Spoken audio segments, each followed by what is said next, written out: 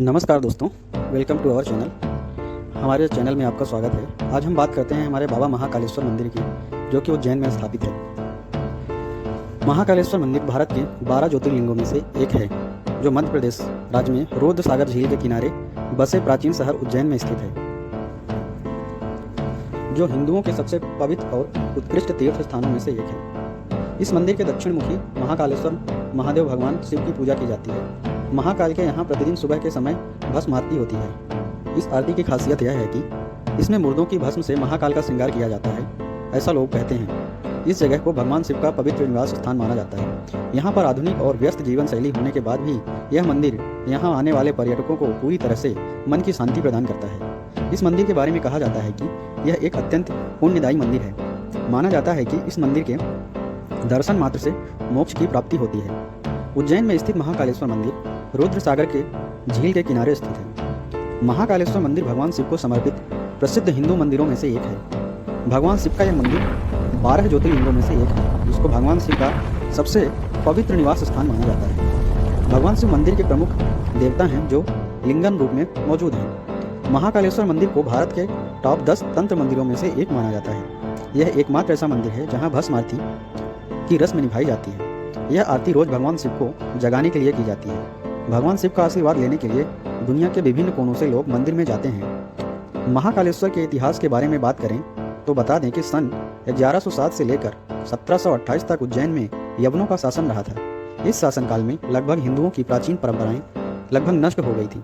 इसके बाद मराठों ने 1690 में मालवा क्षेत्र में हमला कर दिया था। फिर 29 नवंबर 1728 में मराठा शासकों ने मालवा में अपना शासन कर लिया था। इसके बाद उज्जैन की खोया हुआ गौरव और चमक फिर से वापस आई। इसके बाद यह साल 1731 से 1728 के बाद यह मालवा की राजधानी बनी रही। मराठों के आधिपत्य के समय यहाँ पर 2 बड़ी घटनाएं हुई। पहली घटना यह थी कि पहले यहाँ पर स्थित महाकालेश्वर मंदिर का फिर से निर्माण किया गया और ज्योतिर्लिंग की खोई हुई प्रतिष्ठा वापस मिली। इसके अलावा यहाँ सिंहस्थ पर्व स्नान की स्थापना की गई, जो बेहद खास उपलब्धि थी। आगे चलकर इस मंदिर का विस्तार राजा भोज द्वारा किया गया। उज्जैन आने वाले श्रद्धालु और पर्यटक महाकालेश्वर मंदिर के रहस्य और कहानी के बारे में जानने में काफ़ी रुचि रखते हैं। आपके मन में भी उज्जैन के महाकालेश्वर मंदिर के इतिहास को लेकर काफ़ी सवाल होंगे, तो चलिए आपको इस मंदिर के इतिहास के बारे में जानकारी देते हैं। पुराण के अनुसार एक बार भगवान ब्रह्मा और भगवान विष्णु के बीच इस बात को लेकर बहस हुई थी कि सृष्टि में सर्वोच्च कौन है। उनका परीक्षण करने के लिए भगवान शिव ने तीनों लोकों में प्रकाश के एक अंतहीन स्तंभ को ज्योतिर्लिंग के रूप में छेदा और इसके बाद भगवान विष्णु और भगवान ब्रह्मा क्रमशः प्रकाश के अंत का पता लगाने के लिए स्तंभ के साथ नीचे और ऊपर की ओर यात्रा करते हैं। लेकिन ब्रह्मा जी झूठ बोल देते हैं कि उन्हें अंत मिल गया है और विष्णु हार मान लेते हैं। फिर शिव प्रकाश के स्तंभ के रूप में प्रकट होते हैं और ब्रह्मा जी को श्राप देते हैं कि उनका किसी भी समारोह में कोई भी स्थान नहीं होगा, जबकि विष्णु जी की अनंत काल तक पूजा होगी। ज्योतिर्लिंग वो जगह है जहाँ भगवान शिव प्रकाश के रूप में प्रकट हुए थे। 12 ज्योतिर्लिंग स्थलों में से प्रत्येक में शिव के अलग अलग नाम हैं। इन सभी ज्योतिर्लिंग को भगवान शिव का अलग अलग स्वरूप माना जाता है। इन 12 ज्योतिर्लिंग में गुजरात का सोमनाथ, आंध्र प्रदेश के श्री सैलम का मल्लिकार्जुन, मध्य प्रदेश में उज्जैन का महाकालेश्वर, मध्य प्रदेश में ओमकारेश्वर, उत्तराखंड राज्य में हिमालय का केदारनाथ, महाराष्ट्र में भीमाशंकर, उत्तर प्रदेश के वाराणसी का त्रयंबकर, झारखंड के देवगढ़ में या हिमाचल प्रदेश का बैजनाथ, गुजरात के में द्वारिका का नागेश्वर, तमिलनाडु में रामेश्वरम का रामेश्वर और महाराष्ट्र में औरंगाबाद का गिरी सनेश्वर का नाम शामिल है। महाकालेश्वर मंदिर मराठा, भूमिज और चालुक्य शैलियों की वास्तुकला का एक सुंदर और कलात्मक मेल है। यह मंदिर पवित्र एक झील के पास स्थित है, जो विशाल दीवारों से घिरे हुए विशाल आंगन में स्थित है। बता दें कि इस मंदिर में 5 मंजिलें हैं, जिनमें से एक जमीन के अंदर स्थित है। यहाँ पर महाकालेश्वर की विशाल मूर्ति गर्भगृह मतलब जमीन के अंदर में स्थित है और यह दक्षिणा मूर्ति है, जिसका मतलब होता है कि दक्षिण दिशा की ओर मुँह वाली मूर्ति। यह खास बातें सिर्फ महाकालेश्वर मंदिर में पाई जाती हैं। महाकालेश्वर के इस सुंदर मंदिर के मध्य और ऊपर के हिस्सों में ओमकारेश्वर और नंगचंदेश्वर के लिंग स्थापित हैं, लेकिन आप नंगचंदेश्वर की मूर्ति दर्शन सिर्फ नाग पंचमी के अवसर पर ही कर सकते हैं, क्योंकि केवल इस खास मौके पर ही इसे आम जनता के दर्शन के लिए खोला जाता है। इस मंदिर के परिसर में एक बड़ा कुंड भी है, जिसको कोटि तीर्थ के रूप में जाना जाता है।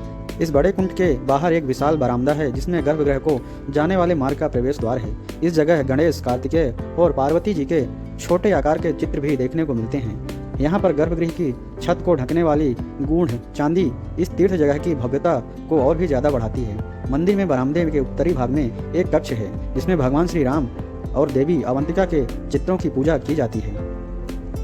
बता दें कि महाकालेश्वर मंदिर में पूजा अर्चना और अभिषेक आरती सहित सभी अनुष्ठान पूरे साल नियमित रूप से किए जाते हैं। हम आपको इस मंदिर में मनाए जाने वाली कुछ मुख्य त्योहारों के बारे में बताते हैं, जैसे कि नित्य यात्रा। बता दें कि नित्य यात्रा में शामिल होने वाले सभी भक्त यहाँ की पवित्र नदी क्षिप्रा में स्नान करते हैं। इसके बाद इस यात्रा में नागचंदेश्वर, कोटेश्वर, महाकालेश्वर, देवी अवंतिका, देवी हरसिद्धि और अग्रसेन वारा के दर्शन किए जाते हैं। महाकाल यात्रा, इस यात्रा की शुरुआत रुद्र सागर से होती है। रुद्र सागर में स्नान के बाद भक्त देवों के दर्शन करते हैं। सवारी जुलूस, महीने के हर सोमवार उज्जैन की सड़कों पर पवित्र सवारी जुलूस को कुछ विशेष समय पर निकाला जाता है। भाद्रपद के अंधेरे पखवाड़े में यह सवारी लाखों लोगों को आकर्षित करती है। इस यात्रा को बहुत ही धूमधाम के साथ निकाला जाता है। विजयदशमी उत्सव के दौरान यह जुलूस काफी रोमांचक और आकर्षक होता है। महाकालेश्वर मंदिर में रोजाना होने वाली भस्म आरती सबसे खास होती है। यह आरती सुबह होने वाले पहले भोर में होती है, जो भगवान शिव को जगाने के लिए की जाती है। इस धार्मिक अनुष्ठान के दौरान भगवान की पूजा घाटों से लाई गई पवित्र राख से की जाती है। आरती का आयोजन करने के पहले राख को लिंगम में लगाया जाता है। आरती में शामिल होने वाले लोगों की खुशी और उल्लास की सबसे बड़ी वजह यह होती है कि आरती एकमात्र महाकालेश्वर ज्योतिर्लिंग मंदिर में ही की जाती है। इस आरती में शामिल होने के टिकट ऑनलाइन उपलब्ध हैं और इसके लिए आपको एक दिन पहले आवेदन करना होता है। आवेदन केवल 12:30 बजे तक स्वीकार कर दिए जाते हैं, जिसके बाद शाम 7 बजे सूची घोषित हो जाती है। अगर आप उज्जैन महाकालेश्वर के दर्शन के लिए जा रहे हैं और यहाँ की सबसे खास भस्म आरती में शामिल होना चाहते हैं तो बता दें कि यह आरती बहुत विशेष होती है। भस्म आरती महत्व की वजह से कई घंटे पहले ही भक्त ऑनलाइन में लग जाते हैं, इसलिए आप इस आरती के लिए ऑनलाइन बुकिंग कर सकते हैं। अगर आप भस्म आरती की लाइन बुकिंग करके आ रहे हैं तो अपने साथ किसी भी तरह की आईडी जैसे वोटर आईडी, आधार कार्ड या ड्राइविंग लाइसेंस की फोटोकॉपी जरूर लेकर जाएं, क्योंकि यहाँ की समिति आपको अपनी आईडी के आधार पर ही आरती में शामिल होने की अनुमति देती है। सुबह की पूजा सुबह 7 बजे से 7:30 बजे तक, मध्याह्न पूजा 10 बजे से 10:30 बजे, शाम की पूजा 5 बजे से 5:30 बजे और महाकाल जी की आरती 7 बजे से शाम 7:30 बजे और बंद करने का समय रात का 11 बजे होता है। गढ़कालिका मंदिर उज्जैन में ऐतिहासिक महत्व का एक लोकप्रिय मंदिर है। यहाँ देवी की पूजा बहुत ही प्रिय रूप से की जाती है, क्योंकि लोग उन्हें कालिदास की इष्ट देवी मानते हैं, जो कि साहित्य विशेषज्ञ माने जाते थे। हरिसिद्धि मंदिर में देवी हरिसिद्धि की पूजा में बड़े समर्पण के साथ की जाती है, क्योंकि उन्हें विक्रमादित्य की इष्ट देवी माना जाता है। इस मंदिर को ऊर्जा और शक्ति के स्रोत के रूप में भी जाना जाता है। वहीं अगर हम मंगलनाथ मंदिर की बात करें तो उज्जैन में मंगलनाथ मंदिर मंगल ग्रह की जन्मभूमि होने के लिए एक महत्वपूर्ण स्थान है। जिन लोगों की कुंडली में मंगल द्वेष होता है उन्हें यहाँ आने की सलाह दी जाती है और विशेषज्ञ पुजारियों द्वारा मंगल के लिए शांति पूजा की जाती है। मंगलनाथ मंदिर उज्जैन में स्थित अत्यधिक प्रशंसित मंदिरों में से एक है। मंगलनाथ मंदिर पृथ्वी का केंद्र है और कथित तौर पर प्रसिद्ध कर्क रेखा यहाँ से गुजरती है। स्थानीय लोगों के अनुसार मिस वर्ल्ड और अभिनेत्री ऐश्वर्या राय ने अपनी शादी से पहले मंगल दोष को दूर करने के लिए इस मंदिर में आई थी। श्री राम जानकी मंदिर एक शांत और अच्छी जगह है जहां आप आध्यात्मिक वातावरण पा सकते हैं। उज्जैन में ऐतिहासिक मंदिरों की तुलना में नया होने के बावजूद मंदिर की वास्तुकला यहां आने वाले पर्यटकों को आकर्षित करती है। काल भैरव मंदिर, काल भैरव मंदिर महाकाल के संरक्षक काल भैरव को समर्पित है। यहाँ क्षिप्रा नदी के तट पर स्थित है। यह शहर के सबसे सक्रिय मंदिरों में से एक है। यहाँ रोजाना सैकड़ों भक्त आते हैं। मंदिर में देवता को 5 तांत्रिक अनुष्ठानों में से एक के रूप में पंचमकार, मध्य, मानसा, मीना या मत्स्य मछली, मुद्रा और मैथुना की पेशकश की जाती है। पुराने समय में सभी 5 आहुतियाँ देवताओं को दी जाती थी, लेकिन अब केवल शराब ही चढ़ाया जाता है। यहाँ पुजारी भक्त से बोतल लेता है, उसे खोलता है और तस्वीर में कुछ शराब डालते हैं और भैरव देवता के होंठों के पास रखते हैं और शराब गायब हो जाती है। शेष बोतल प्रसाद के रूप में भक्त को सौंप दी जाती है। रामघाट, रामघाट उज्जैन में एक पवित्र घाट है जो पवित्र स्नान के लिए बहुत महत्व रखता है। विशेष रूप से यह घाट कुंभ स्नान के दौरान लोगों के लिए एक पसंदीदा स्थान है। संदीपनी आश्रम, उज्जैन में हरियाली प्रेमियों और पिकनिक करने में रुचि रखने वालों के लिए लोकप्रिय स्थान संदीपनी आश्रम है। यह भगवान कृष्ण और बलराम के शिक्षा स्थान होने के लिए ऐतिहासिक महत्व है। अभी हम आपको बता दें कि अगर आप महाकालेश्वर जाना चाहते हैं तो आप कहाँ ठहर सकते हैं।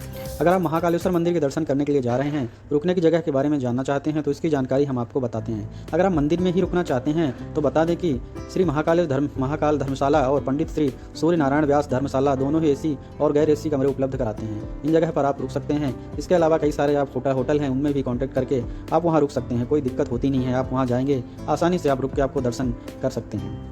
वहीं हम बात करें महाकालेश्वर घूमने की अच्छा समय क्या होता है, तो आपको बता दें कि उज्जैन के सबसे पास तीर्थ स्थानों में से एक यह जगह श्रद्धालुओं के साथ पर्यटकों को भी आकर्षित करती है। और अच्छे समय की बात करें तो आप अक्टूबर से मार्च तक के महीने में कभी भी जा सकते हैं। यह समय सर्दियों और वसंत काल तक रहता है।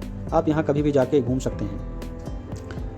महाकालेश्वर के लाइव दर्शन के लिए आपको बाहर कई सारी LED टीवियाँ या ऑनलाइन ही आजकल सुविधा है, आप देख सकते हैं। लाइव दर्शन भी आपको मिल जाएगा।